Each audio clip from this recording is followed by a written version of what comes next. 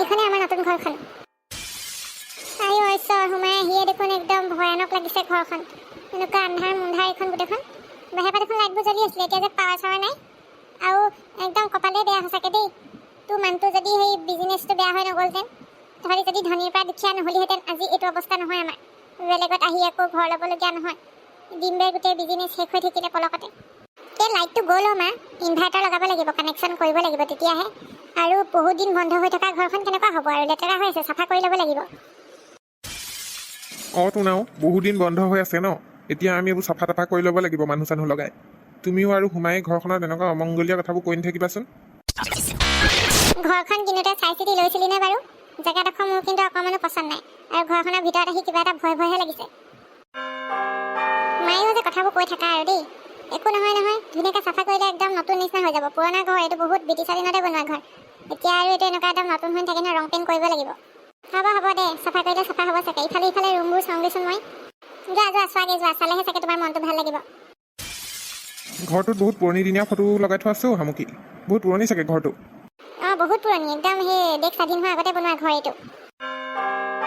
ডিম্বেৰ যদি বিজনেছটো বেয়া নহ'লহেঁতেন, যদি সেই ডুবি নগ'লহেঁতেন, তেতিয়া এনেকুৱা নতুন ঘৰলৈ আহিব নালাগিলেহেঁতেনেই। চব মাটিয়ে ভেটিয়ে যোৱাৰ কাৰণেহে আমি আকৌ এনেকৈ ঘৰ বিচাৰিব লগা হ'ল। দুখ নকৰিবি আই, এইবোৰ কপালৰ লিখন।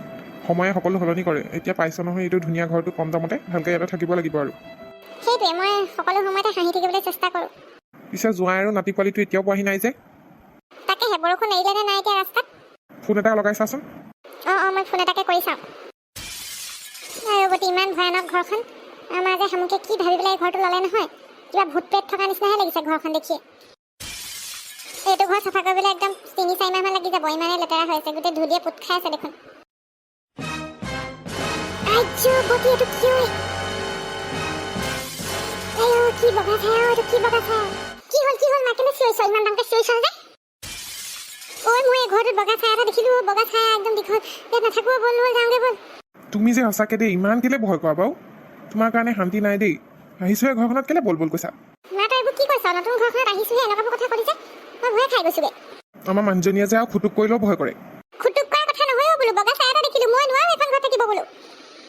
মা, এনেই ভয় নাখাবিচোন। ঘৰটো ৰং পেইণ্ট কৰিলে চাবি কি ধুনীয়া লাগিব। এনেই বাৰু অকণমান সেই পোহৰ নাই যে, অকণমান আন্ধাৰ নিচিনা হৈছে কাৰণে তই এনেই দেখিলি চাগে।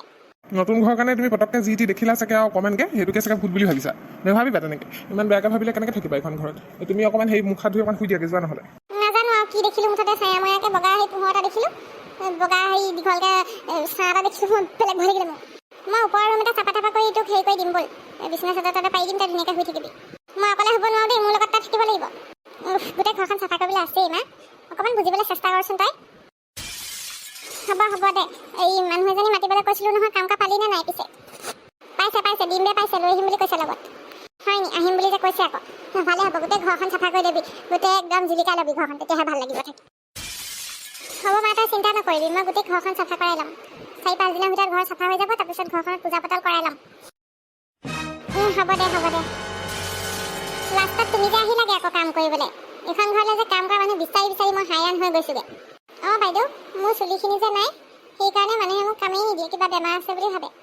মই আৰু উপায় নাপাই আহিছোঁ আৰু, ইমান দূৰলৈ নহ'লে ময়ো নাহিলোহেঁতেন। ডিম্বে ছাৰে ক'লে বোলে হেৰি পইচা লাগিলে 2 টকামান বেছিকৈ ল'বি ব'ল বোলে, আমাৰ ঘৰখন চাফা কৰি দিবি, সেইকাৰণেহে আহিলোঁ। ডিম্বে তেনেকৈ ক'লে নেকি? হ'ব বাৰু, পইচা কেইটামান সৰহকৈ ল'বা, কিন্তু ঘৰখন পূৰা চাফা কৰি দিবাচোন দেই, চব জিলিকাই দিবা। আমাৰ মায়ে মানে ঘৰখন একদম লেতেৰা হৈ থকাৰ কাৰণে খুব বকি আছে, চাফা কৰি দিলে ভাল পাব। বাইদেউ চিন্তা নকৰিব, মই ধুনীয়াকৈ চাফা কৰি দিমতো। তোমাৰ চুলিখিনিনো কেনেকৈ সৰিলে? এডালো চুলি নাই যে মূৰত। কিনো হৈছিলে জানো বাইদেউ, আগতেতো মোৰ আপোনাৰ নিচিনা ঘন চুলি আছিলে, খোপা বান্ধি থৈ দিওঁ, আৰু এতিয়া মুখে লাগিলে নে কি নাজানো আৰু, সৰিবলৈ ধৰিলে সৰি একদম তাকলুৱে হৈ থাকিলোঁ। আমাৰ আকৌ পইচা পাতি নাই নহয় ডক্তৰক দেখাবলৈ, সেইকাৰণে এনেকৈ আছোঁ আৰু। হয় নেকি? হ'ব দিয়া, মই চুলি থকা নথকা সেইবিলাক মাইণ্ড নকৰোঁ। তুমি ভালকৈ কামবিলাক কৰি দিবা, আৰু খাবলৈ পাবা, ধুনীয়াকৈ কাম কৰিলে পইচাও দিম। খালি 2 দিনমান থাকি দিব লাগিব আমাৰ ঘৰত আকৌ। মই বাৰু কাৰো ঘৰত নাথাকোঁ বাইদেউ, কিন্তু উপায়টো নাই, আপোনালোকৰ ঘৰতো মেইন ৰাস্তাৰ পৰা ইমান ভিতৰত মই সদায় অহা যোৱা কৰিলে আধা মৰা হ'ব লাগিব, সেইকাৰণে থাকিয়ে দিম আৰু কেইদিনমান। চিন্তা কৰিব নালাগে, ইমান ডাঙৰ ঘৰটোত তোমাক ধুনীয়াকৈ থাকিবলৈ জেগা এটা দি দিম। নাই বাইদেউ, মোক অকলে ৰুমত নিদিব, মই এইটো ঘৰত অকলে নাথাকোঁ। আপোনালোক য'ত থাকে তাতে তলতে মোক পাতি এটা পাতি দিব, মই তাতে শুই থাকিম। মই নোৱাৰোঁ দেই, ইয়াত অকলে হ'ব, ভয় লাগে মোৰ। কিন্তু ইমান কিয় ভয় কৰিছা? বাইদেউ মই আৰু কৈছোঁ আৰু আপোনাৰ কথা বতৰাবোৰ ভাল পাই পেলাই, এই ঘৰটোত কিন্তু বহুত বছৰৰ আগতে কোনোবা ছোৱালী এজনী মৰিছিলে। সৰু ছোৱালী, বেছি ডাঙৰ ছোৱালী নহয়। সেই ছোৱালীজনীৰ আত্মাটো বোলে এটা ভটকি থাকে হেনো। আৰু আত্মা আছে ইয়াতে। সেই মানুহ ঘৰৰ আৰু এজনী মাইকী মানুহ মৰিছিলে ইয়াতে। সেইকাৰণে ইয়াত কোনো নাহে আকৌ বাইদেউ। কিন্তু মোক কোনেও কামত নাৰাখে কাৰণে মই সেয়া আহিছোঁ। কথাটো কোৱাৰ কাৰণে বেয়া নাপাব বাইদেউ, সঁচা কথাটোহে কৈছোঁ আকৌ। কি এইবিলাক কি কথা কৈছা তুমি? সঁচা কথা কৈছোঁ বাইদেউ। আপুনি গম নাপাই চাগে, এই ঘৰটো বহুত দিনৰ পৰা বিকিবলৈ চেষ্টা কৰি আছিলে শুকানী বাইদেৱে। শুকানী বাইদেৱে এতিয়া আপোনাক ফোনো ৰিচিভ নকৰে, চাব বাৰু। আপোনাক বিকি থৈ গুচি গ'লেগে। আপুনি অকৰা মানুহখানে লৈ ল'লে আকৌ ঘৰটো। ল'ব নালাগিছিলে বাইদেউ। এই ঘৰটোত আত্মা আছে। মই বহুত ভাবি চিন্তিহে আহিছোঁ আপোনাৰ ঘৰত। আপোনাৰ ঘৰত সেইকাৰণে কোনো কাম কৰিব নাহে বাইদেউ। হে, এইবিলাক কথা যে আমাৰ ঘৰৰ বাকীবোৰ মানুহক নকবাচোন দেই।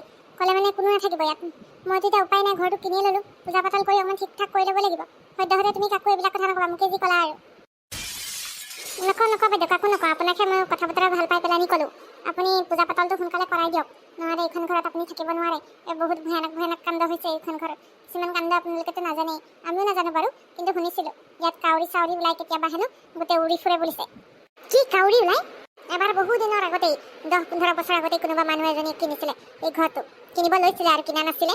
চাবলৈ আহোঁতে গোটেই বোলে 50টামান কাউৰী দৰ্জাখন খুলোতে ওলাই দৌৰ মাৰিছে ইয়াৰ পৰা উৰি উৰি। সেইদিনাৰ পৰাই নাহিলে আৰু কোনো নিকিনিলে বোলে ঘৰটো।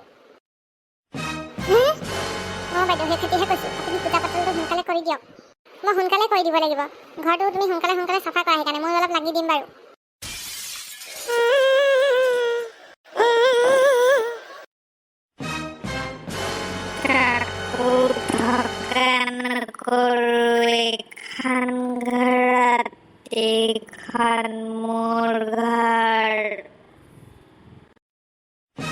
দেউতা, মোৰ হ'লে ঘৰখনত কিবা এটা ভাল লগা নাই। আগতে কি হৈছে জানো ক'ব না। একো নহয় দে, দুদিনমান থাকিলে ভাল লাগিব। প্ৰথম কেইদিন অকণমান বেয়া লাগিবই আৰু, উপায় নাই। কিবা ইমান আন্ধা হৈ থাকে যে জেগাডোখৰ। কিবা সূৰ্য পোহৰ নেদেখুৱে দেখোন। এইকেইদিন ডাৱৰীয়াৰ কাৰণেহে। লটকন তই চিন্তা নকৰিবি, পোহৰটো পৰিব, কিয় নপৰিব। এইকেইদিন অকণমান ডাৱৰীয়া নিচিনা হৈ আছে। মই যে আহিয়ে এই গছজোপা তলতে কিবা ছায়া মায়াকে কিবা এটা দেখিছিলোঁ। কিবা ক'লা ফৰক পিন্ধা ছোৱালী এজনী দেখিছিলোঁ। কেতিয়া দেখিছিলি? মোক কোৱা নাই কেতিয়া? কালি অহাৰ পিছতে দেখিছিলোঁ। তাৰপিছত মই কাক নককে এনেকৈ অকণমান ভালকৈ চালত, কিন্তু ছায়াটো নাইকিয়া হৈ থাকিলে। এইবোৰ বেছিকৈ ভাবি নাথাকিবি। নতুন জেগাৰ কাৰণে অকণমান আগৰ ঘৰটো এৰি থৈ আহিলি কাৰণে টেনশ্যনতে চাগে যি দেখিছ। চিন্তা নকৰিবি, ইয়াতো ভাল লাগিব থাকি। দেউতা, আমাৰ আগৰ পকা ঘৰটোনো কেলে তুমি বিকি দিলা বাৰু? সময়ে সকলো সলনি কৰি দিলেও বেটা। ইমান ধন সম্পত্তি থকাৰ পিছতো সকলোখিনি মোৰ গুচি গ'ল বিজনেছত। তোৰ মায়ে, শামুকীৰ কথা কৈছোঁ, শামুকীয়ে বহুত কষ্ট কৰি এইটো ঘৰ বিচাৰিছে কম টকাত। আমি যেনে তেনে ইয়াতে থাকিব লাগিব আৰু। মোৰ ইয়াত অকণমানো মন বহা নাই দেউতা, মই কি কৰোঁ? ওচৰে পাজৰে সৰু ল'ৰা ছোৱালীও দেখা নাই খেলিবলৈ। অকলে কেনেকৈ থাকোঁ মই? মানুহঘৰ দেখিছ নাই? ওচৰতে আছে যে, সেই ঘৰত আছে সৰু ল'ৰা ছোৱালী। মই দেখিছিলোঁ কালি ল'ৰা ছোৱালী দুটাই ঘূৰি ফুৰা। তাহাঁতৰ লগতে চিনাকি হৈ খেলিব পাৰিবি। তুমিনো ক'ত দেখিলা সৰু ল'ৰা ছোৱালী? সেই ঘৰটোৰ ওচৰলৈ কালি মই খোজকাঢ়ি গৈছিলোঁ নহয়। ঘৰটো তলা লগাই থোৱা আছিলে। হয় নেকি? মই দেখিছিলোঁ নহয় কালি ল'ৰা ছোৱালী দুটা। দিনত চাগে ক'ৰবাত গ'ল, আজি তলা লগাই। তোক মই এদিন লৈ যাম বাৰু, যেতিয়া ল'ৰা ছোৱালীকেইটা দেখোঁ, চিনাকি কৰাই দিম। হ'ব দিয়া দেউতা। বন্ধুসকল, নতুন ঘৰখনলৈ আহি কিবা ভয়হে লাগিছে দেখোন। দেখি কিবা সেই জেগাবোৰ অচিনাকি লাগিছে, বহুত বেয়া লাগিছে। আপোনালোকে এইখিনিলৈকে আজি চাবলৈ পালে আৰু। ইয়াৰ পিছৰ খণ্ডবিলাকত কি হ'ল কি নহ'ল, মই লগৰ ল'ৰা ছোৱালী পাওঁনে নাই খেলিবলৈ ইয়াত, চাবলৈ নাপাহৰিব। চেনেলটি এতিয়াই ছাবস্ক্ৰাইব কৰি থৈ দিয়ক যদি ইয়াৰ পিছৰ খণ্ডবিলাক আপোনালোকে চাবলৈ বিচাৰিছে। আৰু আমাৰ খণ্ডবিলাক আজি কেনেকুৱা পালে কমেণ্টত জনাবলৈ নাপাহৰিব।